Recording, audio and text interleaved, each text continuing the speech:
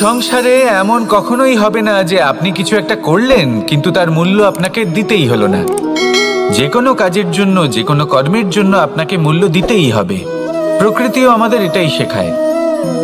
আকাশে দেখুন সূর্যকে, প্রত্যেকদিন আমাদের প্রকাশ প্রদান করেন। এনাকে সূর্যনারায়ণ বলা হয়। ইনি কি মূল্য প্রদান করেন? নিজে জ্বলতে থাকেন। ধরিত্রী মাতা, এই ভূমি, ইনি কি মূল্য প্রদান করেন? প্রহার সহ্য করেন। আমরা এই ধরিত্রীতে প্রহার করে মাটি খুঁড়ে তাতে বীজ বপন করি, তবেই আমরা অন্ন লাভ করি, তবেই ফসল পাই। জীবনে যদি আপনাকে সফল হতে হয়, সম্মান পেতে হয়, যশ পেতে হয়, তাহলে আপনাকে মূল্য দিতেই হবে।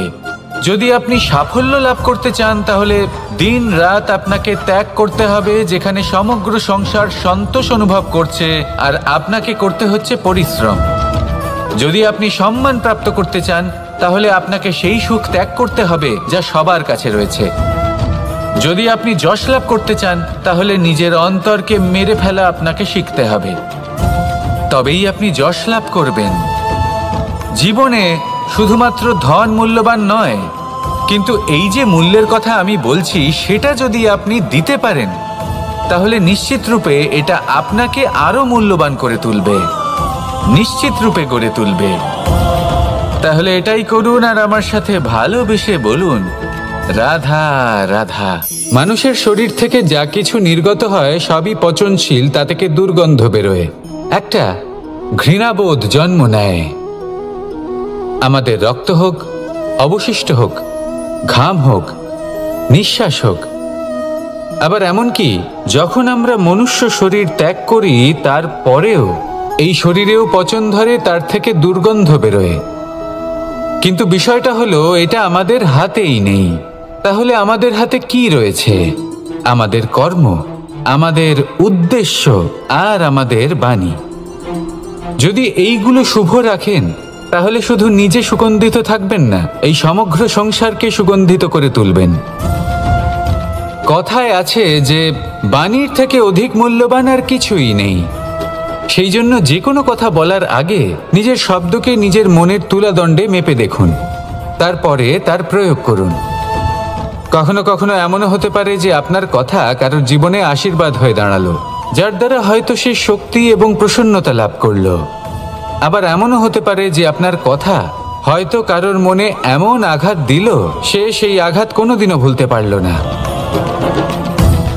আসুন আমার সাথে ভালোবেসে বলুন, রাধা রাধা।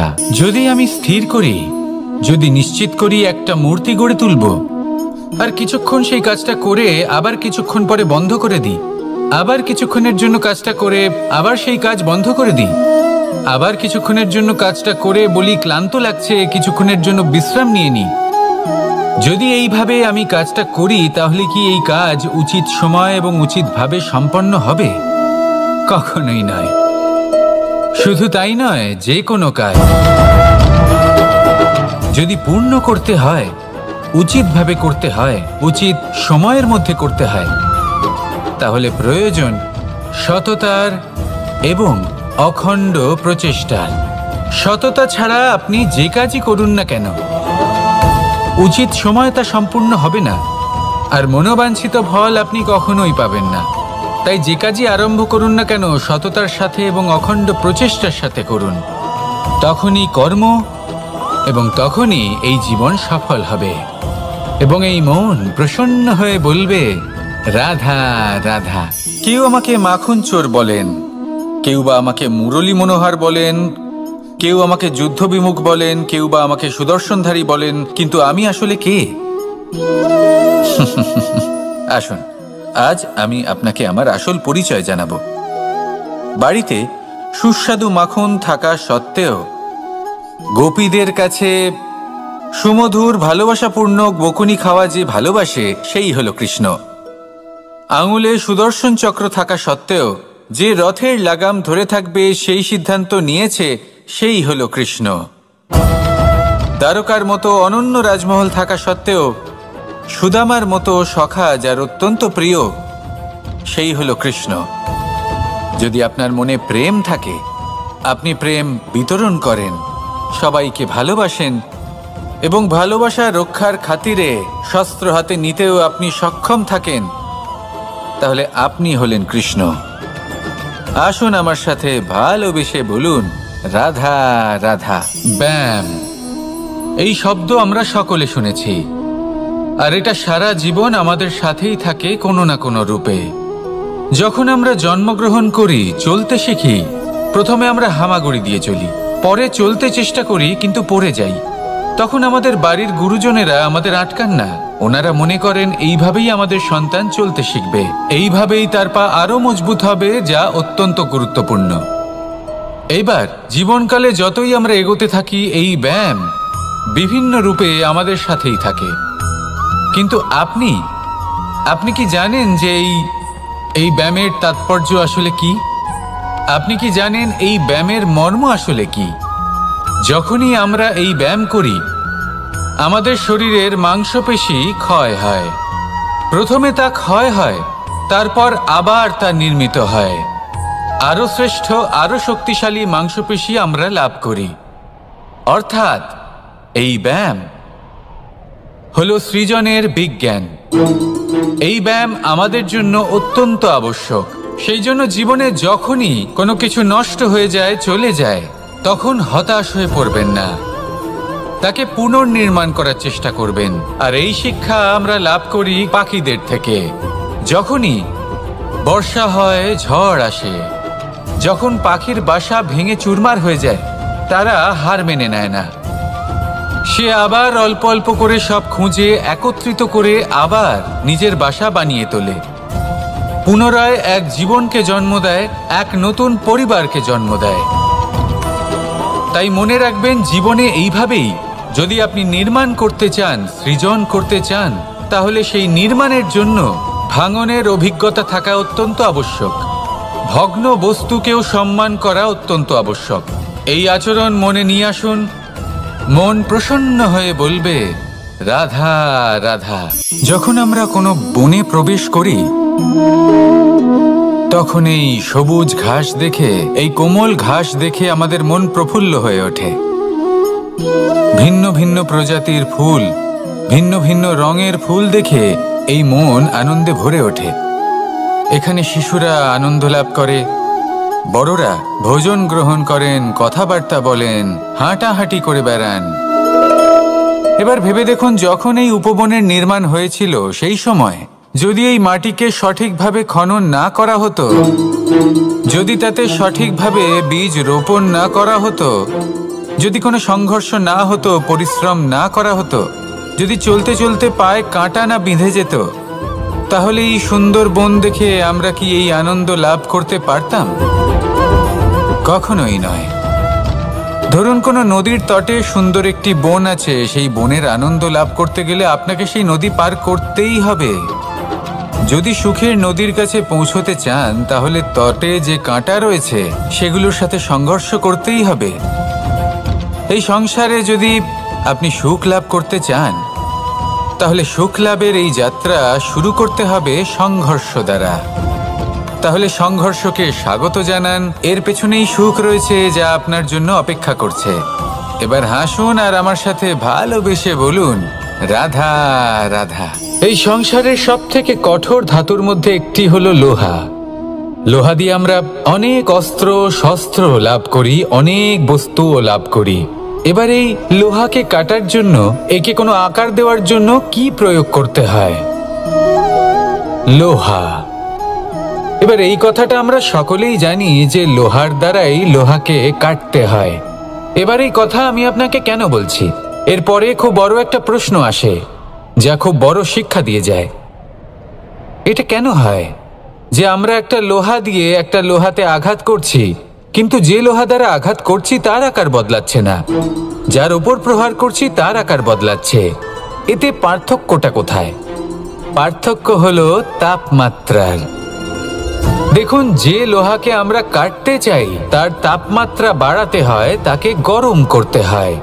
আর যে লোহা দ্বারা আমরা আঘাত করতে চলেছি, সেই লোহা আমাদের ঠান্ডা রাখতে হয়।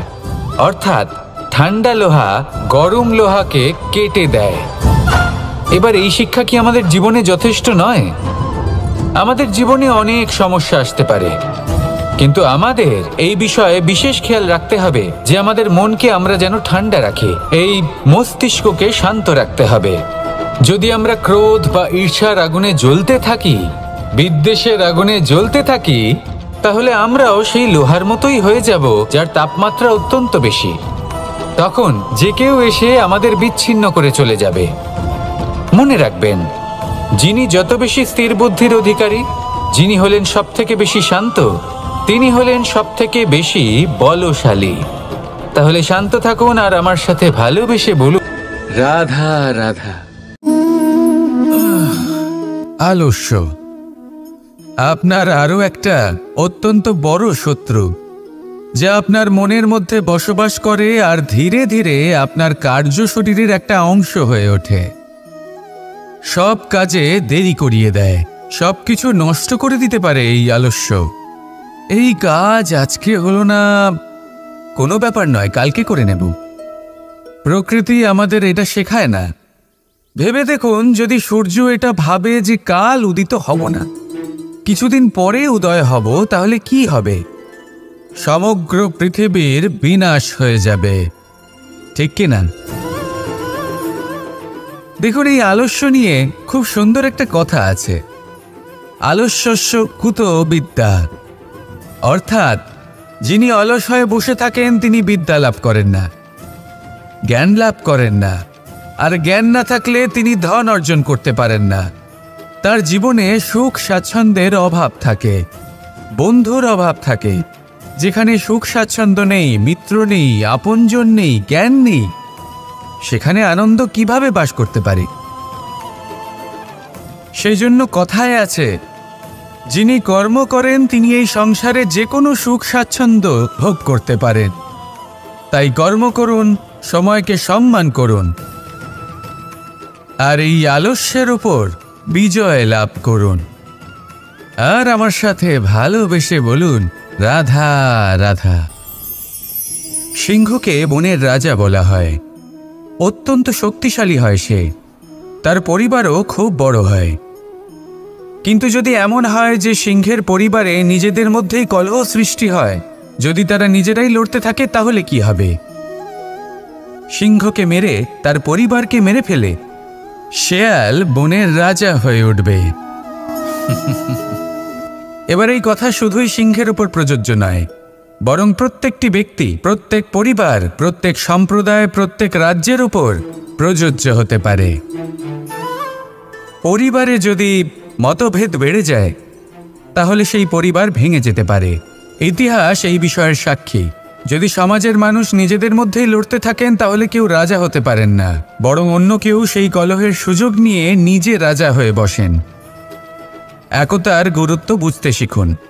ঘুরে ফিরে বিষয়টা এসে দাঁড়াচ্ছে সেই ভালোবাসায়, কারণ ভালোবাসাই হলো সেই যা সকলকে একসাথে বেঁধে তাদের আনন্দে রাখতে পারে। প্রেমের থেকে বেশি শক্তিশালী আর কিছুই নেই। তাই এই প্রেমকে নিজের মনে জাগ্রত করুন, নিজের পরিবারে বর্ষণ করুন, সমাজে বর্ষণ করুন, রাজ্যে বর্ষণ করুন, আর এই ভালোবাসার সাথেই বলুন, রাধা রাধা। আপনি কখনো মাখনের হাঁড়ি ভেঙেছেন? কত আনন্দ পাওয়া যায়। এই মাখনের হাঁড়ি ভাঙলে পুরো মাখন আমাদের গায়ে এসে পড়ে আর মন উচ্ছ্বসিত হয়ে ওঠে। কিন্তু তার জন্য বালগোপালদের কত চেষ্টা করতে হয় সেটা কখনো ভেবে দেখেছেন? প্রথমে বড়ই পরিশ্রম করে একের উপর এক সাবধানে ওপরে চড়তে হয়, তারপরে ভারসাম্য বজায় রাখতে হয়, পড়ে গেলে হবে না। তারপর এই হাতের দ্বারা সেই মাখনের হাঁড়ি ভাঙতে হয়, তখন মাখন পড়ে। এবার এরকমই কিছু আমাদের জীবনে আমাদের সাথেও হয়। এবার আপনি বলবেন যে মাখনের হাঁড়ি ভাঙার এই প্রক্রিয়া, তার সাথে জীবনের কি সম্পর্ক থাকতে পারে? আসলে আমাদের মনের মাঝেও একটা হাঁড়ি রয়েছে, অহংকারের হাঁড়ি। আর এই অহংকারের হাঁড়ি যখন ভেঙে যায়, তখন প্রসন্ন হওয়ার আনন্দ চতুর্দিকে ছড়িয়ে পড়ে। এই মন, এই আত্মা, এই দুই প্রসন্ন হয়ে যায়। কিন্তু তার জন্য আপনাদেরকেও বালগোপালের মতো চেষ্টা করে যেতেই হবে, ভারসাম্য বজায় রাখতেই হবে, মনের মাঝে এবং এই বুদ্ধিতে, ভালো এবং মন্দের মধ্যে, লোভ এবং পরমার্থের মধ্যে। আর তারপর নিজে হাতে অহংকারের এই হাড়ি ভেঙে দিতে হয়। দেখুন, যদি ঈশ্বরের সঙ্গ লাভ করতে চান তাহলে অহংকারের এই হাড়ি ভাঙতেই হবে। আসুন আর আমার সাথে ভালোবেসে বলুন, রাধা রাধা। এগুলো হলো নিম পাতা। যদি এগুলো চেখে দেখেন তাহলে মুখ বিকৃত হবে। এগুলো কি তেঁতো খেতে, হে নারায়ণ! এর থেকে বেশি তিক্ত সংসারে আর কিছুই হতে পারে না।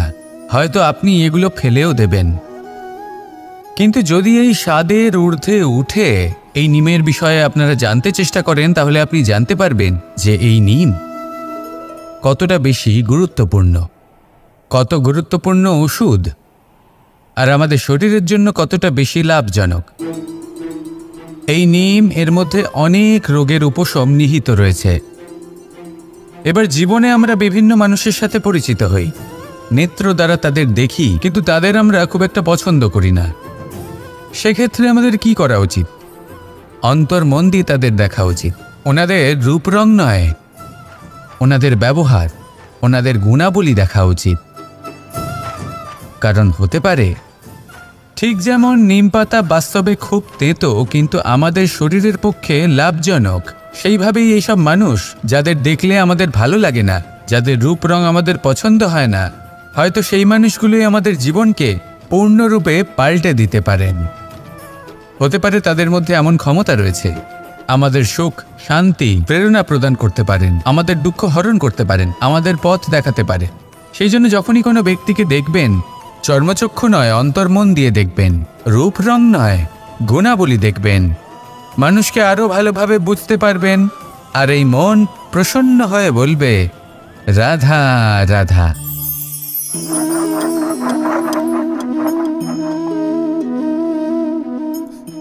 কোনো ব্যক্তিকে নিশ্চয়ই দেখেছেন যিনি নিজে কাঠ কাটার এই কাজে নিপুণ এবং অভিজ্ঞ। এবার আপনারা দেখবেন যে তার মনোযোগ সমস্ত কাঠের ওপর থাকে না, তার মনোযোগ থাকে শুধুমাত্র একটা কাঠের ছোট্ট একটি অংশের ওপর, যেখান থেকে তার টুকরো করা হচ্ছে। কিন্তু সেটা উনি কেন করেন?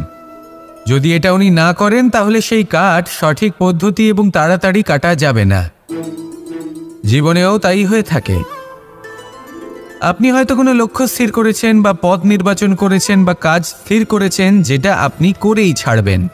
তাহলে নিজের সম্পূর্ণ মনোযোগ শুধুমাত্র তার উপর কেন্দ্রীভূত করুন। যদি আপনার মন এদিক ওদিক তাকাতে থাকে, অস্থির হয়ে পড়ে, বিচলিত হয়ে পড়ে, যদি তা হয়ে থাকে তাহলে আপনি অবশ্যই অসফল হবেন। তাই কর্মঠ থাকুন, নিরন্তর কর্ম করতে থাকুন এবং পূর্ণ মনোযোগ দিয়ে নিজের কাজ করুন। নিজের পথে অগ্রসর হন বা নিজের লক্ষ্য প্রাপ্ত করতে চেষ্টা করুন। তারপর দেখুন কি হয়, কিভাবে উচিত পথে এবং তীব্র গতিতে আপনার লক্ষ্য আপনার কাছেই পৌঁছে যায়। আর আপনার এই মন প্রসন্ন হয়ে বলে, রাধা রাধা। পায়েস হলো আমার বিশেষ প্রিয়। এর মধুর স্বাদ মনকে প্রফুল্ল করে তোলে। ছোটবেলায় মা আমার জন্য পায়েস বানাতেন এবং আমাকে বলতেন যে গরম থাকতে থাকতে খেয়ে নে কানাই, ঠান্ডা হয়ে গেলে ভালো লাগবে না। কিন্তু আমিও দুষ্টু ছিলাম, ঠান্ডা হওয়া পর্যন্ত অপেক্ষা করতাম, আর ঠান্ডা হয়ে যাওয়ার পরে মার কাছে যেতাম আর ওনাকে বলতাম যে মা, পায়েস তো ঠান্ডা হয়ে গেছে, এটা গরম করে দিন। তখন মা হাসতেন আর বলতেন যে পায়েস না হয় আমি আবার গরম করে দেব কানাই, কিন্তু এর মধুর স্বাদ, সেই মিষ্টত্ব, সেই সুবাস, সেটা আবার ফিরে আসবে না। কথাটা সত্যি। আর এই সত্যটাই আমাদেরও জীবনের সত্য। আমাদের জীবনের মধুর সম্পর্কগুলি, এতে যখন কটুভাব প্রবেশ করে তখন সেই মিষ্টত্ব ফিরিয়ে আনা প্রায় অসম্ভব ব্যাপার হয়ে যায়। আপনি চেষ্টা করে সেই সম্পর্ক ঠিক করতেই পারবেন, তার জন্য অগাধ পরিশ্রম করতে হবে, কিন্তু আবার সেই মিষ্টত্ব কখনো ফিরে আসবে না। সেই জন্য আপনার জীবনের যে মধুর সম্পর্ক আছে, যতটা সম্ভব চেষ্টা করুন তাতে মিষ্টত্ব বজায় রাখতে। কটুভাব আসতে দেবেন না। আসুন আর আমার সাথে মধুর স্বরে বলুন, রাধা রাধা। এই সংসারে সব থেকে ভয়ানক এবং গভীর অন্ধকার কোনটা?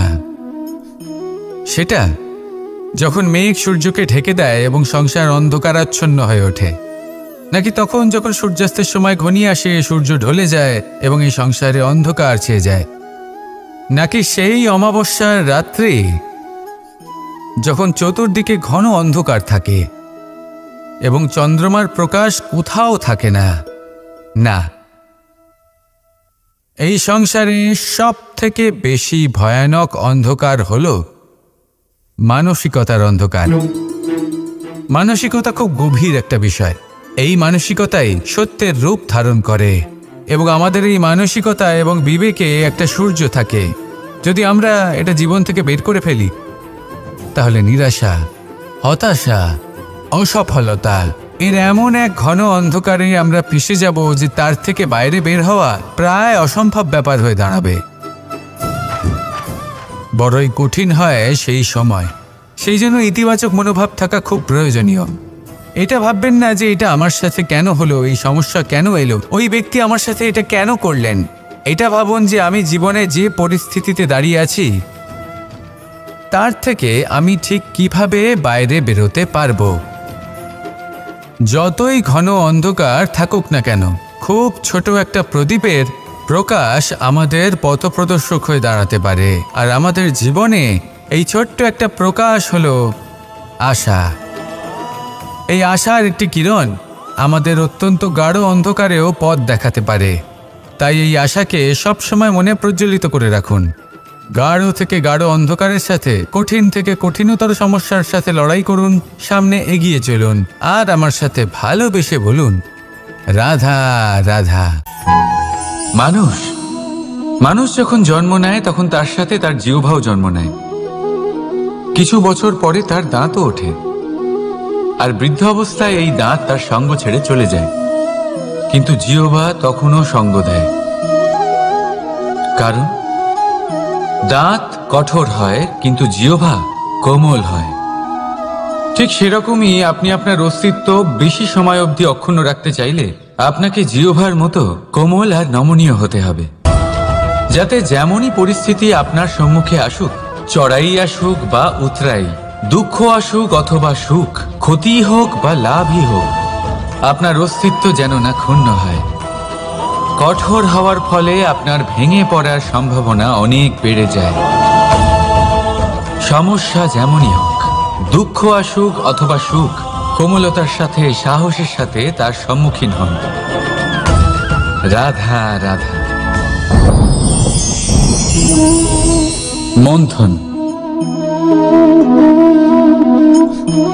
আমরা সবাই এটাই জানি যে অমৃত পাওয়ার জন্য সমুদ্র মন্থন করা হয়েছিল, কিন্তু এর পিছনে যে মহান উদ্দেশ্য ছিল তা বেশিরভাগ লোকই বোঝে না। আজ সেই মহান উদ্দেশ্য আমি আপনাদের বুঝিয়ে বলছি। আমাদের জীবনে এই অমৃত লাভ করার জন্য পথপ্রদর্শক হয় মন্থন। তারপরে আমরা করি প্রতিজ্ঞা, তারপর নিই প্রস্তুতি, যেটা দেবতারা আর অসুরেরা একসাথে করেছিলেন। তারপর আমরা করি চেষ্টা। বাসুকীর মুখ থেকে বিশ্বশ্বাস নির্গত হওয়া এটা প্রারম্ভিক বাধা হয়ে দাঁড়িয়েছিল, তবুও আমাদের লক্ষ্য দৃঢ় ছিল। যদিও সমুদ্র মন্থন থেকে হলাহল উঠে এলো, আমরা ভয় পাইনি, আমরা সেটার মোকাবিলা করলাম। ঠিক সেই পথেই যখন আমরা অনেক অমূল্য রত্ন পেলাম, নক্ষত্র পেলাম, সেটার প্রতি আকর্ষিত না হয়ে অমৃত লাভ করার পরেই আমরা শান্ত হলাম। এইভাবে যদি আপনি নিজের জীবনে প্রতিজ্ঞা, প্রস্তুতি, চেষ্টা, দৃঢ় নিশ্চয়, অটল থাকা আর আকর্ষণ থেকে বিরত থাকেন, যদি এইসব গুণ আপনার ভেতরে একত্রিত করে নেন, তাহলে আপনিও আপনার জীবনের অমৃত অবশ্যই লাভ করবেন। রাধা রাধা। মানুষের কোন বিষয়ে অহংকার থাকে? সময়, ক্ষমতা, শরীর আর সম্পত্তি। আর এই চারটেই সর্বদা সঙ্গে থাকে না। কি বিচিত্র ব্যাপার! আপনি নিজেই দেখুন, সময় আজ ভালো হলেও কাল অবশ্যই খারাপ হতে পারে। ক্ষমতা আজ আপনার থাকলেও কাল তা নাও থাকতে পারে। এই শরীরটা তো নশ্বরই বটে। যত আপনি বার্ধক্যের দিকে অগ্রসর হবেন, দুর্বল হতে থাকবেন, সৌন্দর্য ক্ষীণ হতে থাকবে, আর সম্পত্তি আজ আপনার কাল অন্য কারোর হয়ে যাবে। আর এই সমস্ত নশ্বর জিনিসে মন কেন্দ্রীভূত করতে করতে ব্যক্তি ভুলে যান সেই বিষয়গুলি যা সর্বদা আপনার সাথে থাকবে, আপনার ঢাল হবে, আপনার সম্বল হয়ে থাকবে। আর তা হল আপনার স্বভাব, বুদ্ধি, সৎসঙ্গ আর খাঁটি সম্পর্ক। নিজের স্বভাব শীতল রাখুন, কর্মে বুদ্ধির পরিচয় দিন, সর্বদা ভালো মানুষের সাথে সময় কাটান, আর খাঁটি সম্পর্ক সর্বদা পালন করুন। জীবনে সর্বদা সুখী হবেন। রাধা রাধা। কথায় আছে যে ভাগ্যের খেলা অত্যন্ত বিকট হয়। দেবতারাও বুঝতে পারেন না যে এই খেলা কি। আমরা তো শুধু সাধারণ মানুষ। ঠিক আছে, সিদ্ধান্তের কথা বলি। সিদ্ধান্ত নেওয়া তো আপনারই হাতে আছে। কেন? দেখুন, ভাগ্য আপনার সিদ্ধান্ত পাল্টাতে পারে না, কিন্তু আপনার সিদ্ধান্ত, এটা আপনার ভাগ্য অবশ্যই পাল্টাতে পারে। তাই ভাগ্যের উপরে নির্ভরশীল থাকবেন না। মনোসংযোগ করুন আজকের সিদ্ধান্তের ওপর। শান্ত মনে বিচার করুন, তারপর সিদ্ধান্ত নিন, কারণ এই সিদ্ধান্ত এটা বড়ই গুরুত্বপূর্ণ। আপনার আজকের সিদ্ধান্ত আপনার ভবিষ্যতের কাঠামো। আপনার আজকের এই সিদ্ধান্ত ভবিষ্যতে সৌভাগ্য হতে পারে, আবার দুর্ভাগ্য হয়ে দাঁড়াতে পারে। সিদ্ধান্ত আপনার। রাধা রাধা। আমরা সবাই মন্দিরে যাই, ঈশ্বরের সামনে হাত জড়ো করে বসি আর নিজের ইচ্ছে প্রকাশ করি। কখনো ভেবেছেন ঈশ্বরের কেমন লাগতে পারে যে আমার ভক্তরা আমার কাছে আসে শুধুমাত্র নিজের ইচ্ছে পূরণের জন্য, আমার সাথে দেখা করতে নয়? অসংখ্য লোক মন্দিরে যান নিজের ইচ্ছে ঈশ্বরকে জানানোর জন্য। যদি তাদের ইচ্ছে পূরণ না হয় তারা হতাশ হয়ে পড়েন। এবার থেকে যখনই আপনি মন্দিরে যাবেন, ঈশ্বরের সামনে বসবেন, হাত জড়ো করবেন আর বলবেন, ধন্যবাদ, ধন্যবাদ ঈশ্বর যে আপনি আমাকে যা দিয়েছেন তাতেই আমি খুশি। শুধু আমাকে পথ দেখাবেন যে কিভাবে আমি নিজের কর্মের দ্বারা, শুধু আমার কর্মের দ্বারা সেই সব পেতে পারি যা আমি চাই।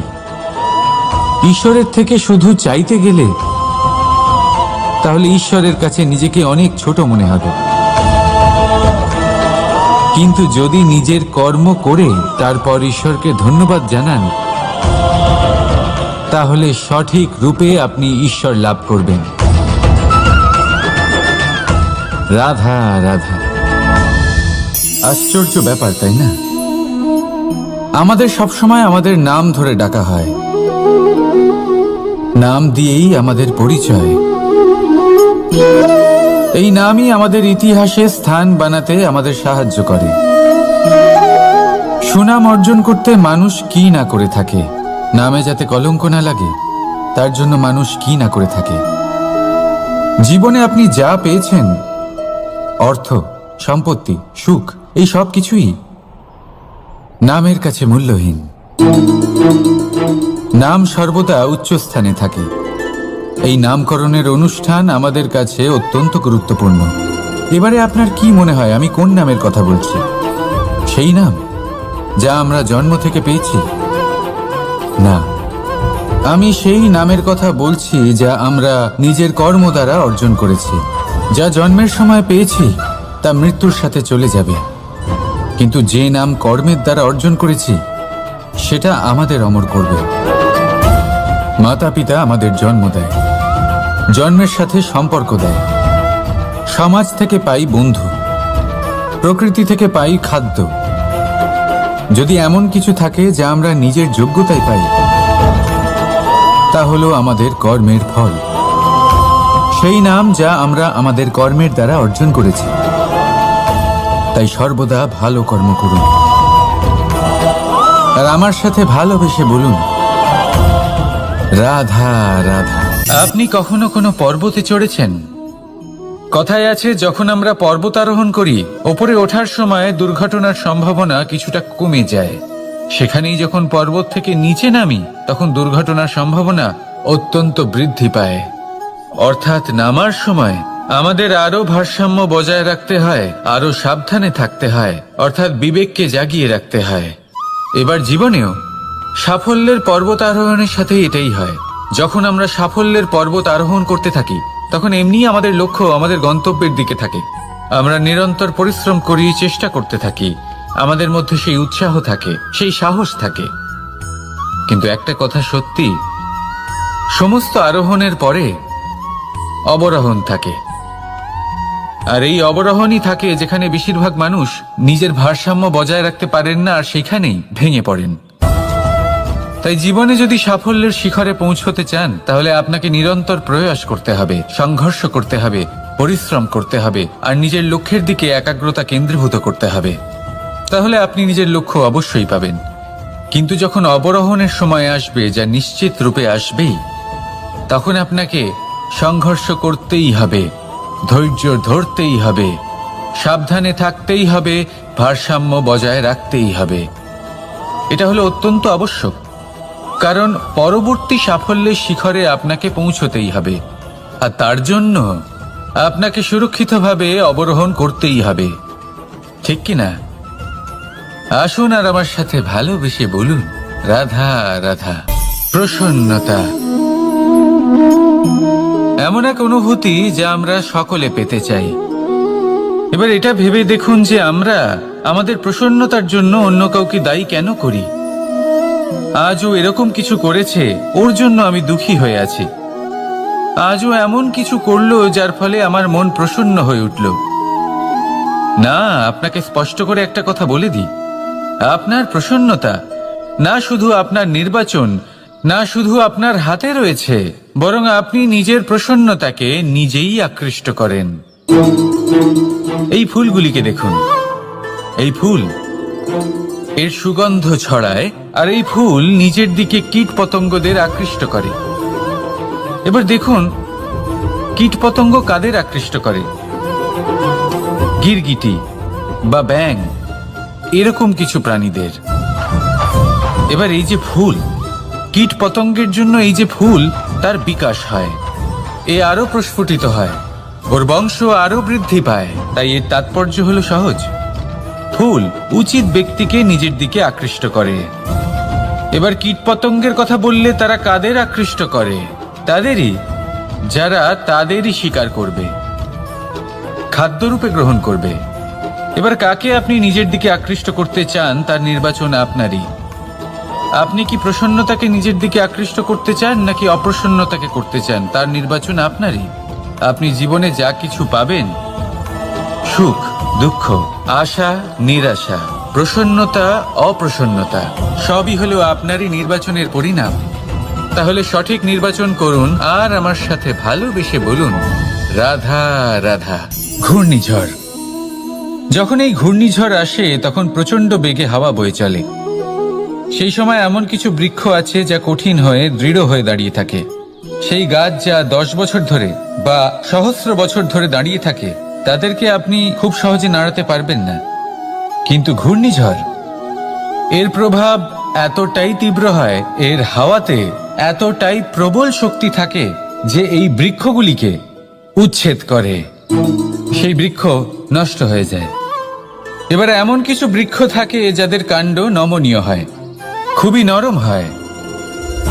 সেই জন্য যখন জোরে বাতাস বয়, কোনো ঘূর্ণিঝড় আসে, তখন এই বৃক্ষগুলি ঝুঁকে যায়। আর যখন এই ঘূর্ণিঝড় চলে যায়, শান্ত হয়ে যায়, তখন ওরা আবার দাঁড়িয়ে পড়ে।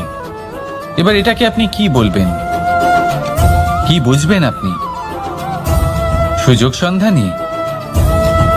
না, বরং এটাই হলো প্রকৃত আদর্শ। যখন আপনার সামনে এমন কেউ থাকেন যিনি আপনার থেকে অনেক শক্তিশালী, তখন তাকে সম্মান করা আপনাকে শিখতেই হবে। তাই মনে রাখবেন, এই সংসারে যখনই দুই শক্তির একে অপরের সাথে সংঘর্ষ হয় শুধুই বিনাশ হয়, কিন্তু যখন শক্তির সাথে আসক্তি মিলিত হয় সেখানে সুরক্ষা থাকে, সেখানেই কিছু নির্মাণ হয়। তাই আসুন আর আমার সাথে ভালোবেসে বলুন, রাধা রাধা। ভয়, আমরা ভয়ের বিষয়ে অনেক কথা বলি, ভয়ের থেকে সবসময় দূরে পালাই। কখনো ভেবে দেখেছেন আমরা এই ভয়ের সদ্ব্যবহারও কি করতে পারি না? নিশ্চিত রূপে করতেই পারি। এমন কোনো অক্ষর নেই যার দ্বারা কোনো মন্ত্র হয় না। তাই নিশ্চিত রূপে এই ভয়েরও সদ্ব্যবহার আমরা করতেই পারি। নির্ভর করছে আপনার দৃষ্টিভঙ্গির ওপর, আপনার প্রতিক্রিয়ার ওপর। ভয় যখন সামনে আসে দুটো পথ থাকে। প্রথমটা হলো ভয়ভীত হয়ে চুপচাপ পালিয়ে যাওয়া, আর দ্বিতীয় পথ সেই ভয়ের সম্মুখীন হওয়া। সেই ভয়ে ডুবে গিয়ে দেখুন এমন কি আছে যা আপনাকে পিছনে টেনে রাখছে। নিজের সাহসকে জাগিয়ে তুলুন, নিজেকে আরো শক্তিশালী বানিয়ে তুলুন, নিজেকে আরো শ্রেষ্ঠ বানিয়ে তুলুন, আর আপনার সামনে যা আছে সব প্রাপ্ত করে নিন। সেই ভয়, আপনি তার থেকে পালিয়ে যেতে চান নাকি তার সম্মুখীন হয়ে নিজেকে আরো শ্রেষ্ঠ বানাতে চান? সেই চয়ন আপনারই, প্রতিক্রিয়া আপনারই, দৃষ্টিভঙ্গি আপনারই। আসুন আর আমার সাথে ভালোবেসে বলুন, রাধা রাধা। কখনো কোনো বনে আপনি আগুন লাগতে দেখেছেন? এমন ভয়ানক আগুন লাগতে পারে সমস্ত বন জ্বালিয়ে দিতে পারে। সেখানে যে বনস্পতি পাওয়া যায়, সেখান থেকে যে ঔষধি পাওয়া যায়, সব কিছু নষ্ট হয়ে যায়। যে পশু পাখি পাওয়া যায় বেশিরভাগই নিজের প্রাণ হারিয়ে ফেলে, আর যারা বাকি থাকেন তারা নির্বাসিত হন। কিন্তু কখনো ভেবে দেখেছেন এই বনে আগুন লাগে কি করে? ছোট ছোট শুকনো পাতার কারণে, শুকনো ডালের কারণে, সেগুলো যেগুলো কখনো গাছের অংশ ছিল। সবসময় মনে রাখবেন, গাছ আমরা কুড়ুল দিয়ে কেটে থাকি, কিন্তু গাছ কখনো কুড়ুলের ডগা দিয়ে কাটা যায় না। বরং এই যে হাতলটা আছে, তাতে যে শক্তি লুকিয়ে রয়েছে, এই শক্তির দ্বারা গাছ কাটা হয়। এবার বলুন, এই যে হাতল, এ কি দিয়ে তৈরি হয়? স্বয়ং গাছের দ্বারাই। এর থেকে আপনি কি শিক্ষা পেলেন? যদি কেউ আপনজন হন, যে আপনার কোনো দরকারে লাগছেন, সেই কারণে তাকে নিজের থেকে দূরে করবেন না। যদি তার সাহায্যের প্রয়োজন হয় তাহলে তাকে সাহায্য করুন, যদি তার সঙ্গের প্রয়োজন হয় তাহলে তাকে সঙ্গ দিন। নিঃস্বার্থভাবে আপনজনদের বিকাশের পথে নিয়ে যান। নিজের স্বার্থ অনুসারে আপনজনদের নিজের জীবনে রাখবেন না। আসুন আর আমার সাথে ভালোবেসে বলুন, রাধা রাধা। জীবনে লক্ষ্য লাভ কি করে করতে হয়? কেউ বলবে বন্ধুদের সাহায্যে, কেউ বলবে প্রেমের সাহায্যে, কেউ বলবে নিরন্তর চেষ্টা করলে, কেউ বলবেন পরিশ্রম করলে, কেউ বলবেন ঈশ্বরের আশীর্বাদে, ইত্যাদি ইত্যাদি। আমি আপনাকে বুঝিয়ে বলি, এই যেমন ত্রিলোক আছে, অর্থাৎ 3 লোক আছে, যাকে সঞ্চালন করে ত্রিদেব বা 3 জন দেবতা। সেইভাবে নিজের লক্ষ্যে পৌঁছানোর জন্য 3টি ভাবের প্রয়োজন পড়ে। প্রথম ভাব হলো স্বপ্ন দেখা। আপনি যদি স্বপ্ন দেখতে শুরু না করেন তাহলে সেখানে পৌঁছতেই পারবেন না। তারপর আপনাকে দৃঢ় সংকল্প নিয়ে সেই পথ যেমনই হোক তাতে চলতে হবে। এ হলো দ্বিতীয় ভাব, দৃঢ় সংকল্প। আর তৃতীয় ভাব হলো সেই লক্ষ্যের যাত্রা পূর্ণ করার জন্য প্রতিবদ্ধ হওয়া। তাই যদি আপনি স্বপ্ন দেখতে পারেন, দৃঢ় সংকল্প দ্বারা পথ যতই কঠিন হোক না কেন তাতে চলতে পারেন, আর সেই লক্ষ্য লাভের যাত্রা পূর্ণ করার জন্য প্রতিবদ্ধ হতে পারেন, তাহলে আপনি নিশ্চিত রূপে আপনার লক্ষ্য লাভ করতে পারবেন। তাই আপনি এটাই করুন আর আমার সাথে ভালোবেসে বলুন, রাধা রাধা। মাতা পিতার মনে সবসময় এই বাসনা বাস করে যে ওনাদের সন্তানের যেন মঙ্গল হয়। নিজের সন্তানকে সেই সবকিছু দেবার সবসময় চেষ্টা করতে থাকেন যেগুলো তারা নিজেরা নিজেদের জীবনে কখনো পেতে পারেননি, এবং এই প্রক্রিয়ায় সব থেকে গুরুত্বপূর্ণ বিষয়টি ভুলে যান। নিজের সন্তানকে সেই জিনিস দেওয়া যেটা উনি সব থেকে আগে পেয়েছেন।